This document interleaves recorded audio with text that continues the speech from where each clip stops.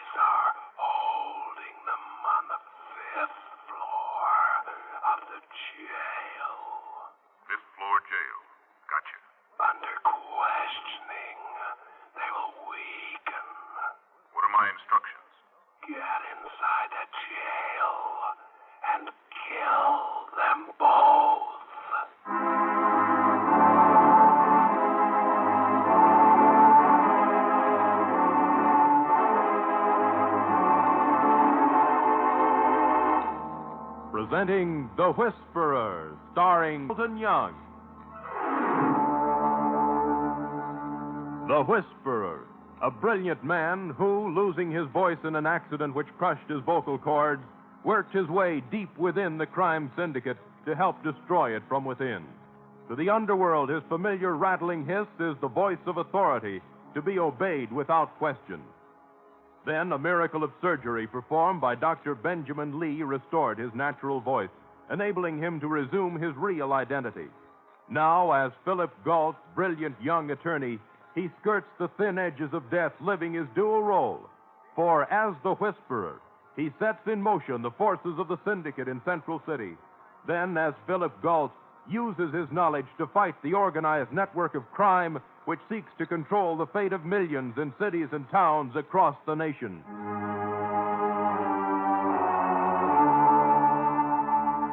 The only person besides Dr. Lee who knows the Whisperer's real identity is Dr. Lee's nurse, Ellen Norris.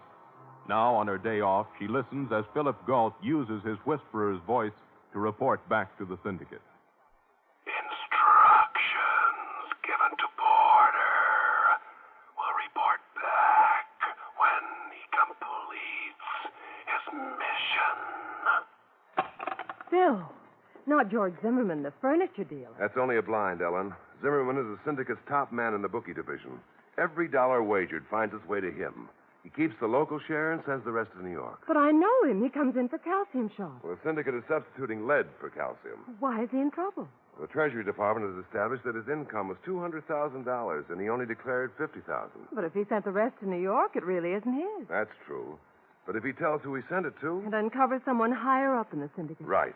He's a weak man who will probably turn state's evidence. That's why they've ordered his death. But who's Bradbury? A silent partner of Zimmerman's who deserves anything that happens to him. Well, they'll never be able to kill him while they're in jail. No place is safe when the syndicate decides a man is to die. That's why, as the Whisperer, I'm going to warn Lieutenant Denvers. Lieutenant Denvers? Double your guard on Bradbury and Zimmerman. Hey, who is it? Otherwise, they'll be killed. Oh, what kind of a trick is... Will he take your warning? Can't afford to take chances, but just to be sure, how would you like to run down to police headquarters in about an hour? I'll be ready. And I shall woe my trusty seat outside, and the fellow in the wrinkled suit and beneath the wilted chrysanthemum will be I.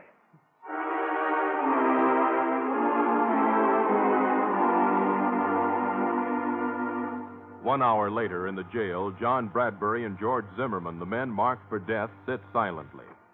Then, as Lieutenant Denvers comes down between the cell tiers, Zimmerman crosses to the cell bars and calls softly. Lieutenant Denvers? Huh? Yes, Zimmerman. Look, I've been thinking this thing over.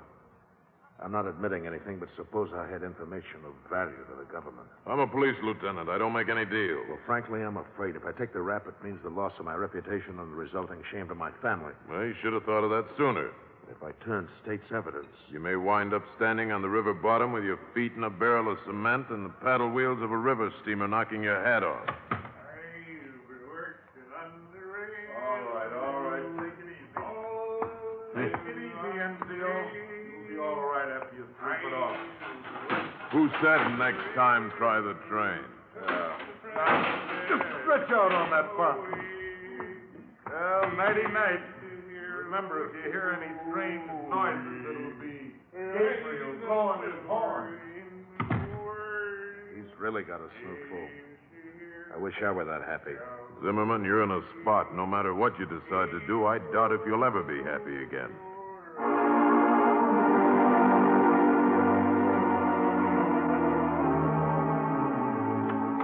Hello, Lieutenant. Huh? Oh, hello, Galt, Miss Norris. Hello, Lieutenant. Well, what do you want? Oh, you don't seem to be your own chipper self. There's always some screwball making with the foolishness. Some bird calls me up, whispers to me there's going to be an attempt made on 2 of my prisoners. Did you double your guard? How'd you know that's what he wanted? Well, that would seem the natural precaution. Oh, yes. Lieutenant, Yeah. those kids are here with Mrs. Barwise to tour the jail. What kids? 8th Street Elementary. Is that Barwise woman there? Put her on. Talk right into this, Miss Barwise. Hello! Move back, lady. You're blasted. So are you! That'll hold you, Lieutenant. What's this all about? Last night over the radio, the mayor invited everyone to tour the municipal offices. My students have wanted to see his jail, so I brought them down. All right, lady. All right. Sergeant, Yes, Lieutenant? show 'em around. The work? The works. Wish that two-headed mayor had to... Oh, what's the use? Lieutenant, I'd like to talk with George Zimmerman. Huh? What for? Well, after all, I'm a lawyer. All right, you can go, but she stays here. Oh, please let me go too, Lieutenant. I'll remove the submachine gun from my right stocking, the stiletto from my left, and the hand grenade. All right. Stop pulling my leg. They're up on the 5th floor. Wait 5 minutes, I'll take you up.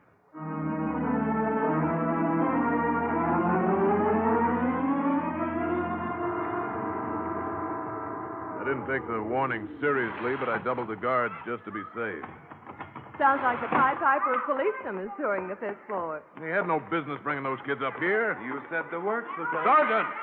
Sergeant, make those kids pipe down. You'll try it, Lieutenant. All right. I've always wondered where banshees come from. Now I know. Who's in charge of these hoodlums? Here I am, down at the end of the room. Lady, please, tell them to shut up or get out. But the mayor... Hang the mayor! You too! Now get these cowboys quiet or I'll take their toy guns away and make them eat them. Yes, sir. Get that kid away from that window. Yes, of course. Johnny, be careful. Oh, dear. Looks like I broke it myself. That does it. Sergeant! Get them out! Out! All right, kids, move along. Come on, now, into the elevators. You've had it. The mayor is certainly going to hear about this. Out! Oh, Lieutenant, I suggest you get a book on child psychology. I suggest you get a shillelagh. Shillelagh. I like Miss Norris's suggestion best. All right, this way. What's that? Coming from down the corridor. Lieutenant Edwards, you gotta get me out of here. All right, pipe down now, Zimmerman. No one can hurt you here. Oh, no? Look, huh? Bradbury. Shot right between the eyes. Well, that tears it. Bradbury shot right in my own jail. Well, Lieutenant, you can't lock us in here. I'm afraid he's already done it, Ellen. But why? Because whoever murdered Bradbury is still on this floor.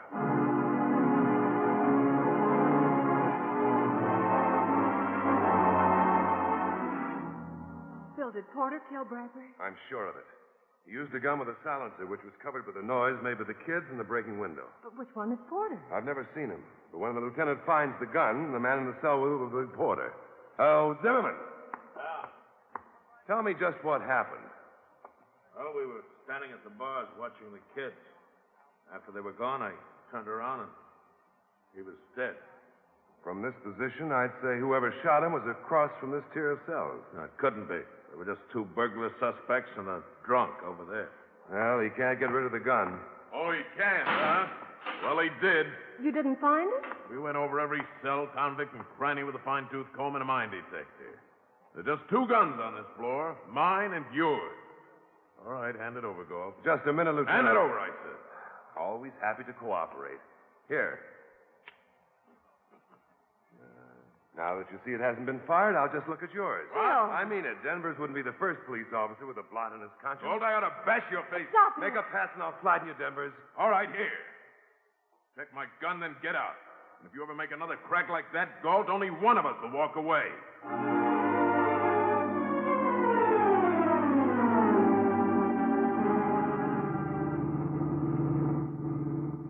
Phil, was it wise to antagonize Lieutenant Denver? Well, he's always suspicious of a possible connection with the syndicate. By making him mad, I took his mind off the syndicate angle. Now he just hates you for yourself. Well, apparently nobody there killed Bradbury. So I guess one of the 6-year-olds did it. Ellen, that's it. Oh, now, Phil. They may go with their toy guns. No. I mean, Mrs. What's-her-name. She was the only adult there when Bradbury was killed who wasn't searched.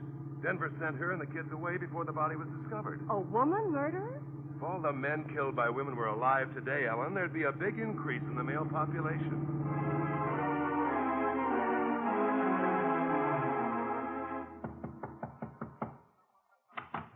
Yeah? I'm trying to locate a woman in the school district who has shown great interest in the children. Yeah, Mrs. Barva, she is. That's the name. Yeah, 2 houses down she lives. Splendid. New here she is. But so fine she is. Sure she is. Yeah, that too. May I use your phone? Yeah, right here on the wall. It is?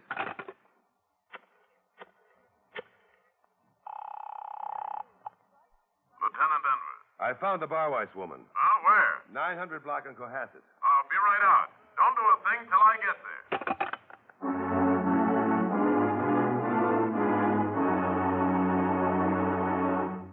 You are listening to The Whisperer, the story of Philip Galt, who skirts the thin edges of danger, living his dual roles.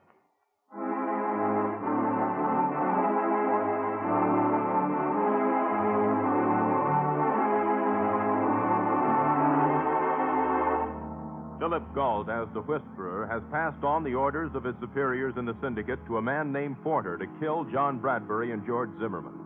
Somehow, Porter managed to get into the jail, kill Bradbury, and conceal both his identity and the murder weapon. Now Phil works to save Zimmerman, the man whose testimony the government needs to uncover higher-ups in the syndicate. Phil and Ellen approach the home of Mrs. Barwise. Are you sure Lieutenant Denver said to go ahead with your questioning? Ellen, how can you doubt me? It's no effort at all. Hello. Yes. I'm Philip Galt, and I saw you... At the police station. I'm poor at remembering names, but I never forget a figure. Come in, Mr. Gore. And bring your mother with you. Oh, excuse me. This is Miss Norris. I came with you, remember? Won't you come in? No, thanks. Delighted. Mr. Gore, would you like an oatmeal cookie? I'd love one. And you, Mrs. Morris? Miss Norris. Oh, so sorry. Did you bake them? Of course. When? Why, this morning. While you were in jail? I was not in jail, Miss Morris. Oh, dear, would you excuse me? That dame and oatmeal cookies go together like a minnow and a hungry shark. Ellen. Well, she's guilty. I can tell by her perfume. Barwise, I'm Lieutenant Denver. Man was killed this morning while you were at the jail. And you wonder if I killed him. Is that why you came, Mr. Gore? Well, you see, Would you mind coming down to headquarters? No, not at all. Mrs. Morris can ride back with you, Lieutenant, and I'll ride with Mr. Galt. Now, just a minute, And when they find me not guilty, you, Mr. Galt, may bring me back home and tell me how sorry you are.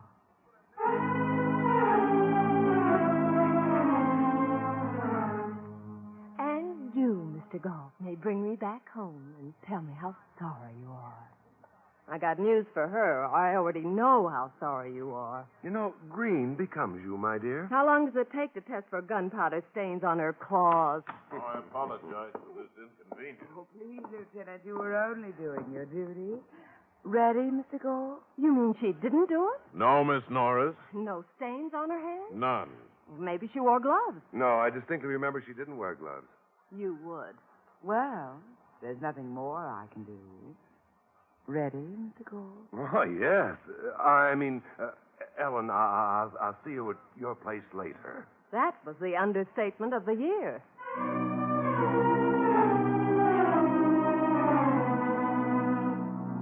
Half an hour later, Philip Galt lets Mrs. Barwise out in front of her home, drives to a variety store, makes a purchase, and tucking it in his belt, stops in front of Ellen's apartment, then goes in. Ellen. Well, it certainly took you long enough to deliver that man-eating blonde. Well, I hurried as fast as she'd let me. Well, wipe the oatmeal cookie crumbs off your chin and tell me what she said. Ellen, I won't stand for that kind of talk. Huh? The syndicate has found out about you. Oh, you're joking. They've ordered me to kill you. Phil! Get ready to die. Put down that gun. Goodbye, Ellen. Oh, a cat pistol. Phil got out to throw something at you. I will throw something at you. No! Hey! My best laugh, but it was worth it. Oh. Now, what's this all about? Holy smoke. If you can calm down for just a minute. At first, the idea was too fantastic, but now I don't know. You thought this gun was real. Well, it looks exactly like a real one. Well, if that's true, then a real one would look like a cat pistol. Especially if a 6-year-old child was wearing it in his holster. That's fantastic. Not if what I think is true. Operator, give me New York, circle 1798. Have you completely lost your mind? I'll know in a minute.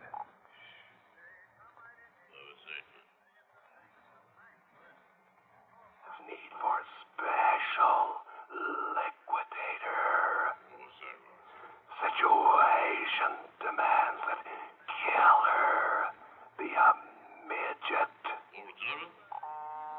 Phil, a midget? The bum guess. They never heard of such a killer. That means they didn't send one here to dress like a 6-year-old and kill Bradbury and Zimmerman. Phil, how in the world could Porter, or anyone for that matter, get into that jail, shoot Bradbury, and then get rid of the gun without a clue? Ellen, unless we find the answer to that before tomorrow, the same thing will happen to Zimmerman. But who's Porter? Well, he can't be you, myself, Lieutenant Denvers, Mrs. Barwise, or Zimmerman. But he could be one of those 3 men in the cells across from Zimmerman. Even that seems impossible. They've probably been in jail several days, and Porter was free this morning because I talked to him. Phil, there's one man we overlooked. Overlooked? Yes, Sergeant Oak. Yeah, you're right. Denver sent him out at the same time he sent Mrs. Barwise and those kids. Lieutenant Denvers. Lieutenant, did you check Sergeant Oak's gun? Sergeant Oaks. Why, I've known him for 15 I know, years. but why not make the tests and be sure? Colt, you're as crazy as a March hare. All right, I'll do it. Thank you. I'm coming down to headquarters, Lieutenant. I want to be there when the report comes in.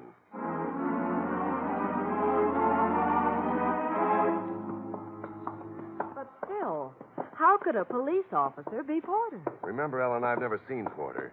If Sergeant Oaks is in the employ of the syndicate, he could have taken the message and then, during the excitement of those kids breaking the window, could have killed Bradbury. And no one would ever suspect a police officer of such a thing. Well, we'll soon know. After you. No, you. Oh, what's wrong, Lieutenant? Here, read this.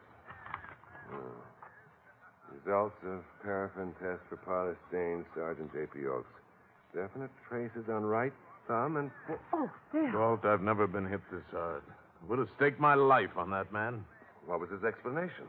That he got him on the pistol range. Isn't that possible? I couldn't take a chance, so I suspended him, put him under temporary detention, and sent his gun to ballistics for a check against the murder slug we recovered from Bradbury's cell. Well, how soon will the report... Yeah? You did? Proves it, huh? All right, thanks. Tests prove he did it? No. Happy to say they prove he did not. Well, then who could have done it? Until now, I've never believed in gremlins. But now I'm not so sure.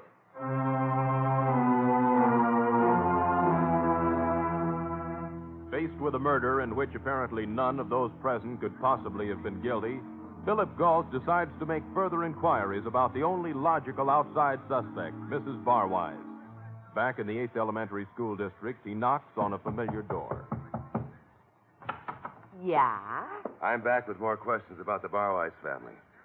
There is a Mr. Barwise, isn't there? Yeah. Such a happy man he is. Singing always he is. Have you seen him today? Yeah, only this morning I see. About what time? The 9:15. seen Bossicott. Why you not ask Mrs. Barwise? Well, I tried to, but no one answered my knock. Oh, yeah, of course, now I remember. Another bunch of kids she takes to visit the church. When? When did she leave? It makes almost an hour now. Thank you. Thank you very much.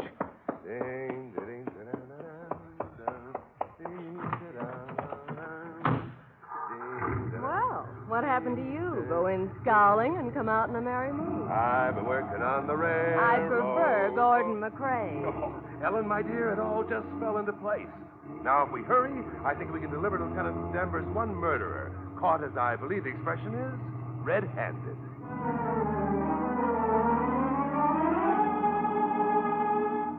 While Phil and Ellen speed toward the jail, hoping to prevent the murder of George Zimmerman, Mrs. Barwise and Lieutenant Denvers are engaged in heated conversation. For the last time, no, you cannot make another tour. Last time you went up there, a man was killed. But you proved that I didn't do it, Well, I'm Lieutenant. taking no chances. Now, you just stay here. Oh. Hello, Lieutenant. Mrs. Barwise. Now what? Are we having another tour? Mrs. Barwise isn't. What do you mean by that? I'm holding her here. What about the children? I sent them on the tour with Sergeant Oates. How long ago? Oh, 5-10 minutes. Mrs. Barwise, do you mind if I look in your purse? I certainly do. Why bother, Galt? As long as she and the purse are here, they can't do any harm. I'm sorry, Mrs. Barwise, but Give me back that purse. It's none of your business. Look, A gun. A gun? It's nothing but a cap pistol. were any of those prisoners across the corridor from Zimmerman admitted today? Yeah, that happy drunk. We picked him up about 10 this morning. Oh, relax, Galt. There's nothing to worry about. There's just one thing, Lieutenant. Unless we reach the 5th floor before those kids do, that happy drunk is going to kill George Zimmerman. What? Come on. Well, where would he get a gun? From his wife. But no one's visited him. His name is Barwise. That's his wife in your office. Well, he said his name was Porter when we booked him. But she still hasn't been up there. There's no gun in his cell. That I know. One will get you 20. He has one by the time we got there. You mean he shot Bradbury? Yes, and Zimmerman's next. Hey, there's Porter at the cell door. He has a gun.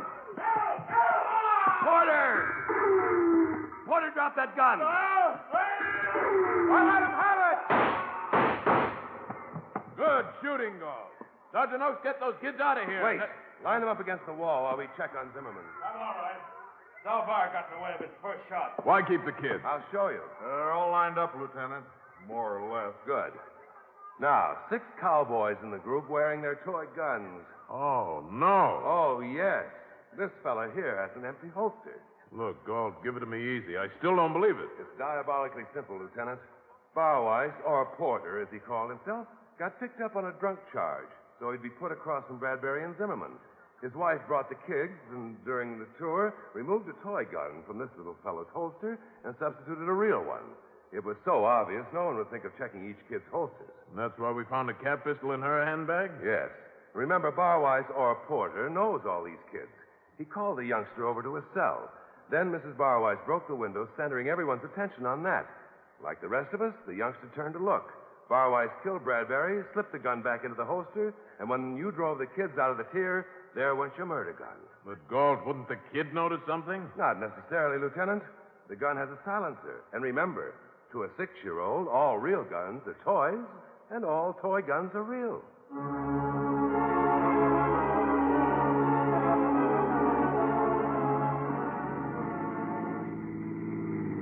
And that's how they did it, Ellen. It took clever people to think up such a plot. Now, this syndicate pays well for brains.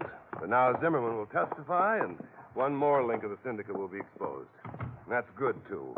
For if you break enough small links, someday the entire chain becomes useless. All of which leaves me consumed with hunger. You owe me food. Well, as soon as I report to the syndicate, you shall have it.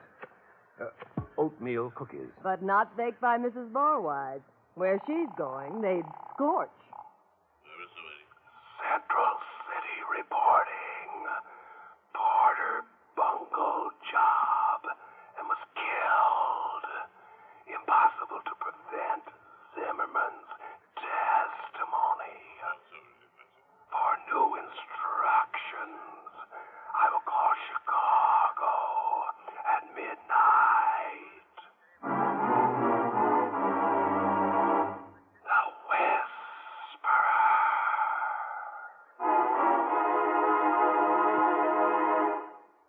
The Whisperer is based upon stories and characters created by Stetson Humphrey. Any similarity to persons living or dead is purely coincidental. Carlton Young is starred as the Whisperer. Betty Moran is Ellen. Others in the cast were Betty Lou Gerson, Paul Frees, Julius Kraulbein, Dan Riss, and Bob Anderson. The Whisperer was written, produced, and directed by Bill Karn. Original music by Johnny Duffy. Your announcer has been Don Rickles. Next week, listen to another exciting adventure with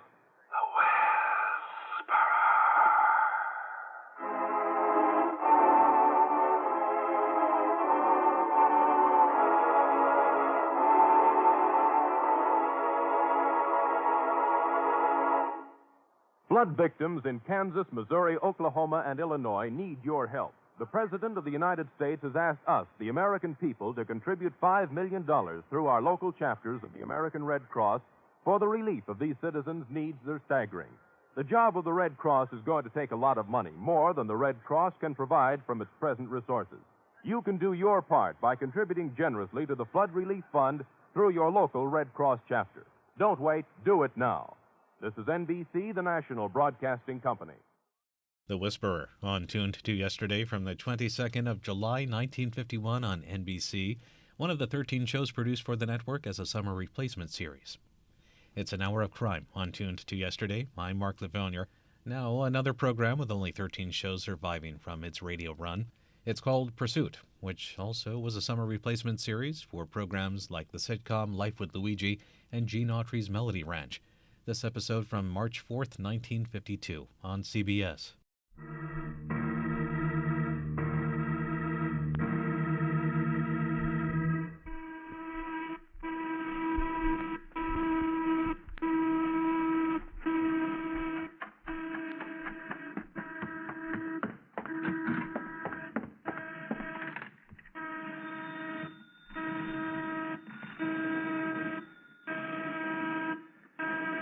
Three, 2, 4, please, hurry. Yes, it's the Clinuet seam. I don't know. Put in the call, will you? Mr. Garth? Mr. Garth. No, it's Eminent Thomas. The superintendent is at the shaft. It's a bad fall, Mr. Garth. Most of them got out, but a few are still down there. We don't know how many. I don't think there has been an explosion. Can you come right down? No.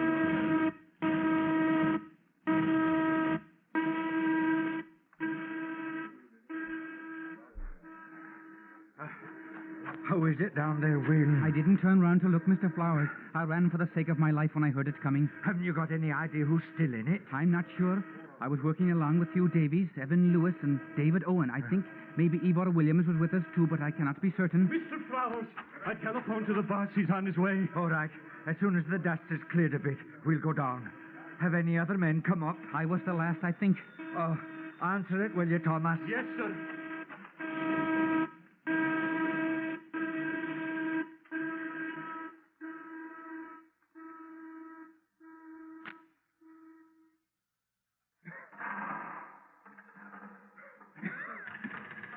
What's the matter with the thing? Why don't they answer up there? The fall probably knocked it out. You're wasting your time, Mr. Owen. Well, no harm trying, man. Hello? Help it. Hello? Who? Emlyn, can you hear me? It is David Owen. Yes. Tell him what's happened. Hush, man, hush. Emlyn, there's 4 of us in here, end of the shaft.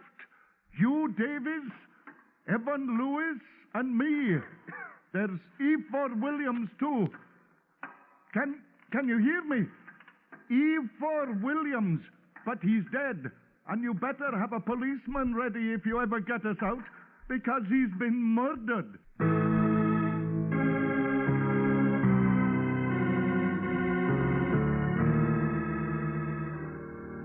Clinuet was a village in South Wales. It was ugly, with the grey ugliness of mining country. Dirty, sullen, and with the inevitable poverty.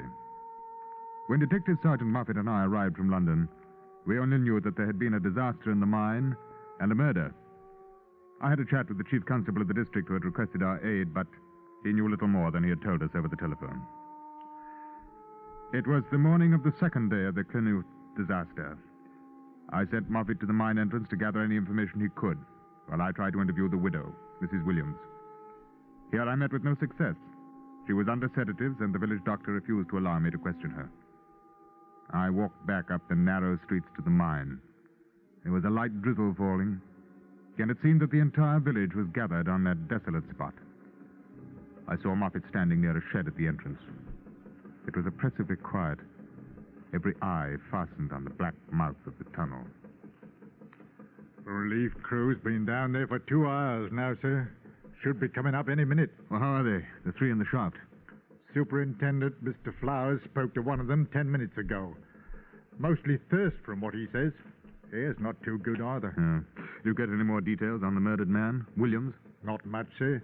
He complained of a stomachache just before the cave-in, and afterwards, before he died, he had convulsions like. At least that's what they say down there. It sounds like poison. The shot-firer man, what was his name? David Owen? Oh, yes, sir. He talked to me on the phone from down there, and he says he knows it's poison. He's a St. John's ambulance man. Oh.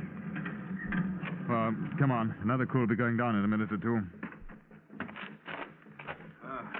Hello, Inspector. Oh, Mr. Flowers. Any progress? Slow, very slow. It's worrying. Very loose down there, very loose.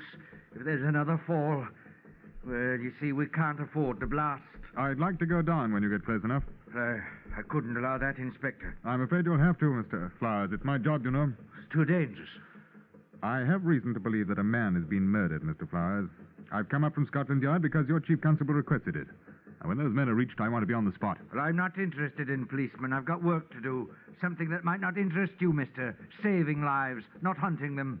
Excuse me now. Nice thing, that. Oh, well, he's right, Moffat.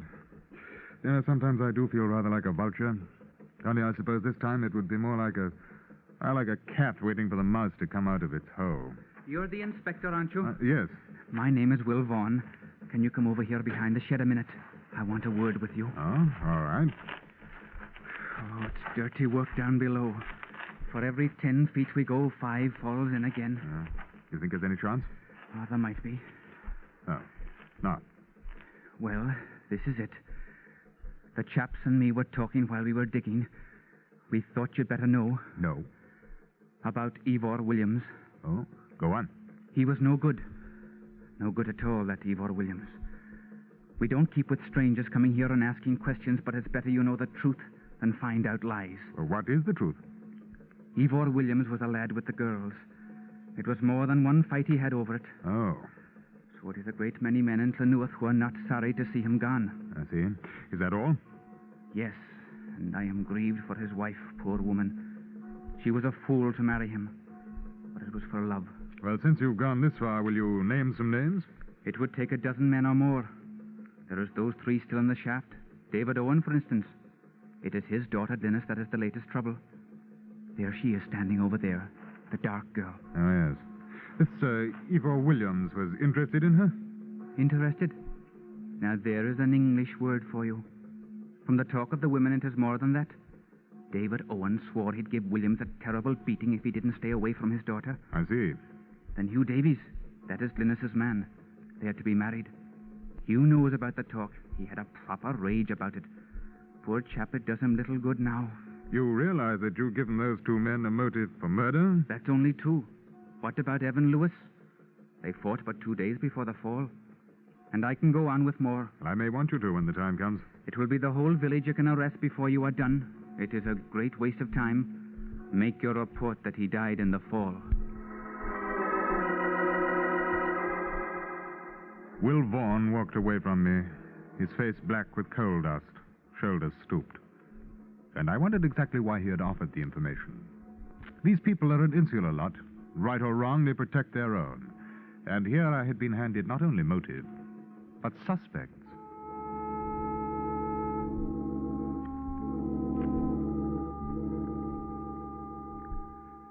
The day passed, and it became dark. Floodlights blazed down on the mine entrance, and the crews went down and came up again. The women brewed tea and made food for the men. Another day came, and the voices of those who were trapped behind tons of coal and dirt were suddenly gone. The telephone line had failed. At 3 o'clock in the afternoon, the superintendent sent word to me that the next crew expected to break into the shaft. I was given clothing and a helmet, and a few minutes later, a coal truck was rolling down the lines deep into the mine. Aboard it, 5 miners and 1 chief inspector of Scotland Yard. All right, boys. Mind your head, sir. Yes, I will. We're shoring up with timbers as we go. That's the job of the shifters over there. That's a carpenter's job. All right, easy now. We shouldn't have more than a dozen feet to go, but slow. Slow is the word. You two start with picks. We'll take turns. But if you must be here, you must, Inspector, but stand out of the way. Give me a shovel. I can help. A London man in the pits. All right. There's one on the truck.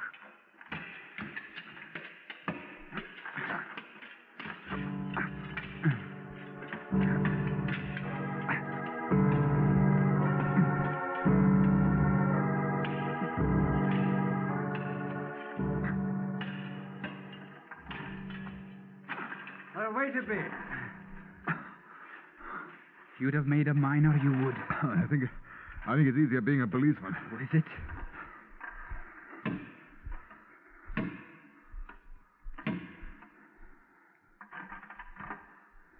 Do you hear anything, Will? No.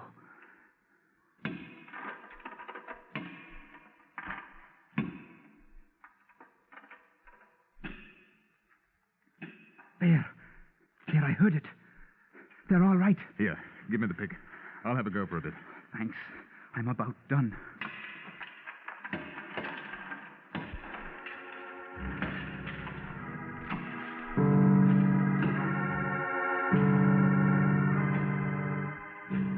We were working in a tunnel now big enough for only 2 men at a time. One working with pick, one carrying the dislodged dirt and rock to the entrance. It was a shaft within a shaft. The men could only work a few minutes at a time, and it was our turn, Will Vaughan and myself. We measured our progress by inches, lying on our stomachs, hacking at the unyielding earth, ducking as a miniature landslide fell about, coughing in the dust it raised. Will Vaughan had crawled to the tunnel entrance when my pick lodged in a seam. I tugged at it, and then... I'm through. Are you all right in here? Yes, can we get out? I hope you brought some water with you. Yes, we did. Bring some water in.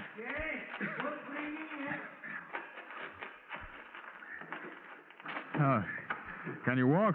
All of us except Ivor Williams. Come on, I don't want to look at him anymore. I'll drink outside. Wait a minute, Huey.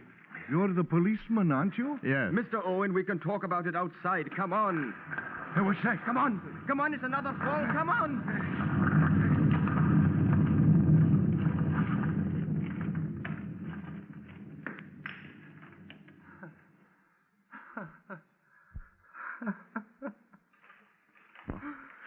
It was such a very little tunnel, wasn't it? And it took you so long to make. Now it's gone. What a shame you didn't bring in some water with you.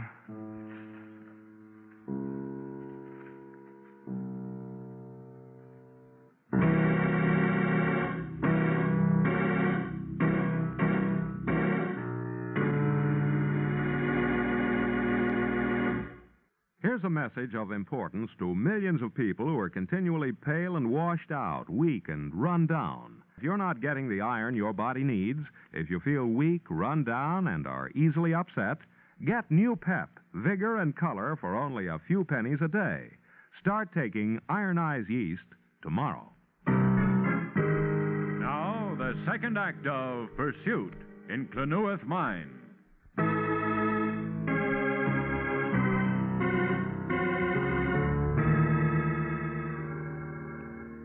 We stood there, heads bent a little, looking at what had once been the way to safety. 3 feet inside the tunnel, it was black. Black with the solidity of a wall. I knew that the tunnel was 12 feet long, but there was no way of knowing how much of the mine had caved in beyond. I turned away. The dead man, Ivor Williams, lay huddled in a corner. When I looked at him, I knew that David Owen had been right. It was poison. Blue lips, fingernails. And as I moved away, I suddenly realized how thirsty I was. Might as well sit down and wait, boys. Have you got a cigarette? Yes. No. It'll make you more thirsty. You should have brought water in with you. I'm sorry. No, it's not your fault. What happened to the telephone? They don't know. They were trying to find out when I came down. Well, it's not too bad. The air's better now. They'll get through again. What's your name? Inspector Black. Peter Black. That's a very dirty-faced policeman you are. Yeah. What about him? And what about him? You were going to say something before, Mr. Owen. Yeah, I was. Something we have talked about, the boys and me, since we have been in here. What difference does it make now? Oh, it's the law, Huey. A man doesn't kill. That's the law. You think you know who did it? Yes. Remember now, I'm not agreed to it. Don't forget that. Nor I. His wife, Catherine Williams. She stood more than a body can bear. I, for one, hold no blame. Why do you think she did it? I mean, proof. Because of my daughter, Glynis. Now, don't say it, Mr. Owen. Don't say it. There are a number of things I already know, Davis. Your Glynis never went with him, Mr. Owen. It's a dirty lie made up by a lot of chattering old women with nothing better to do. She's my daughter, Hugh. I would feel it as much as you. I say it's true. Catherine Williams found out, and it was too much for her. It still isn't proof. No, it isn't. Catherine couldn't do a thing like that. She didn't. I heard him in the pub. He was drunk and laughing. He may have tried to make up to her, but she wouldn't have let him. I was angry at the time, but Glynis wouldn't have let him. We are engaged. Nobody's arguing that, Huey Burke. Let me finish. He was saying that he had some money put away and that as soon as there were a few more pounds, he was going to divorce Catherine and take Glynis away with him. That's silly. Loud talk. You know it, Mr. Owen. That's all it was. Maybe, but if the word got back to Catherine Williams, what then? So then Catherine Williams killed him. And here we are. And who will be there to testify against her? I wish I had a drink of water.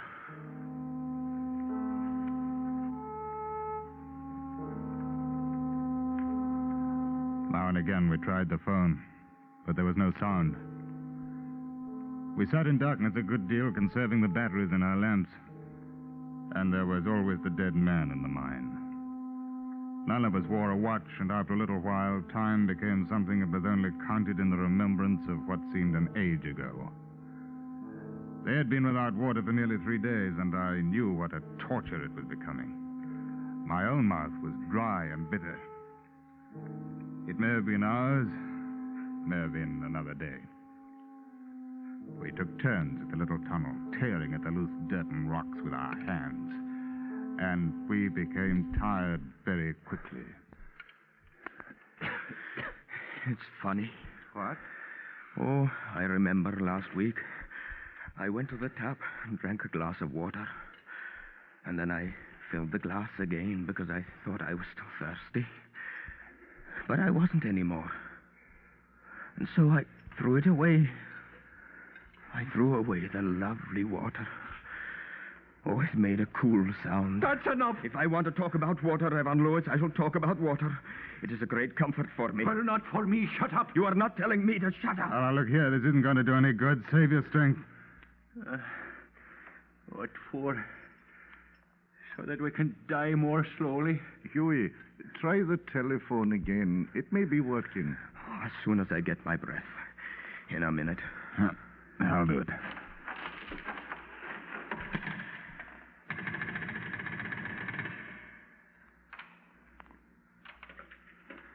No. Nothing. Oh, well. I'm going to have a bit of a sleep. Put out the light.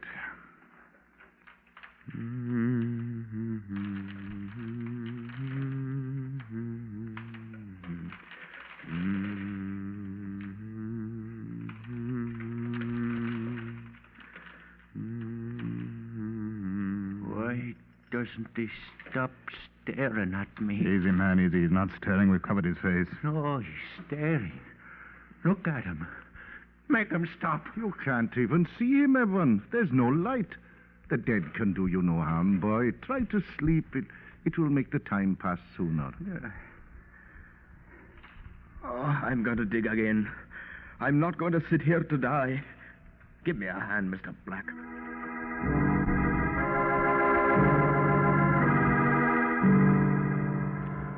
Our hands were bleeding, and every handful of rock and coal and dirt was an agony to pull away. The darkness was never-ending, and as our batteries began to fail, it became a terrifying, alive thing. It was Hugh Davis who found the tea can. It glinted dully in the orange glow of his lamp. Look! Oh, look at this, boys. Listen to it. It's a tea can. Wet. Oh, it's wet. Did you ever hear a lovely sound like it? Oh, we can measure it out. There's enough there. Now, you chaps first. I'll miss this round. You've been here longer than Share and share. Be careful, Huey. Don't spill it, man. The lid's jammed. There. No, you can't have it. Give it back, Evan. Oh, don't be an idiot. There's enough for all. You'll have your share. No, stay back. Stay where you are. Pour it out. Evan. No. You drink one drop of that, Evan Lewis, and I'm going to kill you. Now, come along now. You can have the first drink. It's all right. That's all right. It's his. It's his. It's Evor's. He's dead. He doesn't need it anymore. And he's left enough for Saul. Thank you, Ivor. Thank you. He's gone mad. I'm going to sit here with my tea, and you'll all watch me. But you can't have any. Don't come near. Don't come near. All right. No, we can't let him. Huey back. Have a sip and pass it. Eh, Lewis? Oh, no. No. I'm keeping it. Go on, then. But don't forget, Evan. When we are outside, I'm going to kill you. You remember what I say. You'll not be fit to live. What's the matter with him? Why doesn't he drink it then and have done? I wonder. Stay there. Don't come near it. Why don't you drink it? If you're not going to, give it to us. No, it's mine. Stay away. I'll pour it out. Go on, then. Pour it out. I will. Stay away. Why don't you drink it? Shall I tell you why? Because I think you know what's in it. You can't drink it, can you? Yes, if I want to. I will, too. Eva Williams drank some of that tea, didn't he? Before he died. I don't know. Don't you come closer to me. Drink it, then. I will. But if you come closer, I'll pour it out. Then no one will have it. No, don't. He means it, Mr. Black. What did you put in that tea before you came down? Nothing. Then why are you afraid? I'm not. Well, there isn't much choice, is there? You're dying of thirst, but if you drink, you'll die of poison. Is that it? No. You know, if we want to get it, we can. Not enough will spill out. Now, why don't you give it to me? No. I can't. You killed him, didn't you? Yes. Yeah. All right, now give me the can. No. You're not going to hang me. I'll drink it. See? Don't. Inspector Black, come back here. Don't do it, Evan. Don't. We'll stand by you, man. Get away from me. Why, Evan? Why did you do it? He was wicked, ungodly. He deserved to die. He was cruel. He made my life a misery. I was engaged to Catherine 10 years ago. He stole her from me. He deserved to die. The way he treated her. Oh, I'm sorry, Evan. I am sorry. It doesn't matter anymore. We'll not get out anyway. It's better to go quickly by drinking this. No, don't. Don't, Evan. The telephone. Hello? Hello, Inspector. Yes. Are you all right? Yes, we all are. We'll be to you soon. It wasn't a bad fall, only a few feet. The men are clearing away now. Thanks. Thanks very much. They'll be through in a few minutes. We waited, watching, listening. Evan Lewis crouched away from us, the tea can raised to his lips.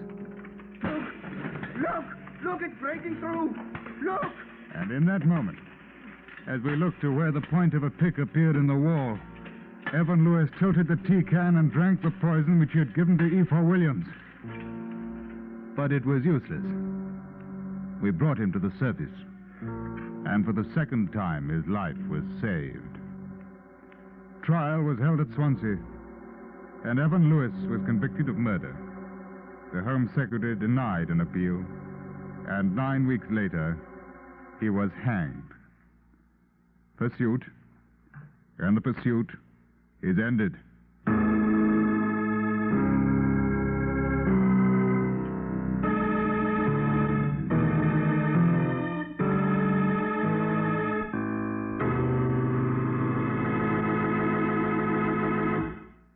Pursuit is produced and directed by Elliott Lewis and written by Anthony Ellis. Music was composed and presented by Eddie Dunstetter. Ben Wright stars as Inspector Peter Black with Raymond Lawrence as Sergeant Moffat. Featured in tonight's cast were William Johnstone, Tudor Owen, Anthony Ellis, Steve Roberts, Joseph Kearns, and Charles Davis.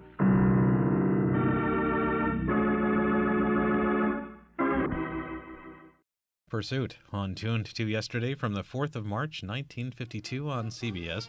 Wrapping up this hour of crime on Tuned to Yesterday. Be sure to be with us again for more great programs from radio's golden age. Until our next hour together, I'm Mark Lavonier. Thanks for listening.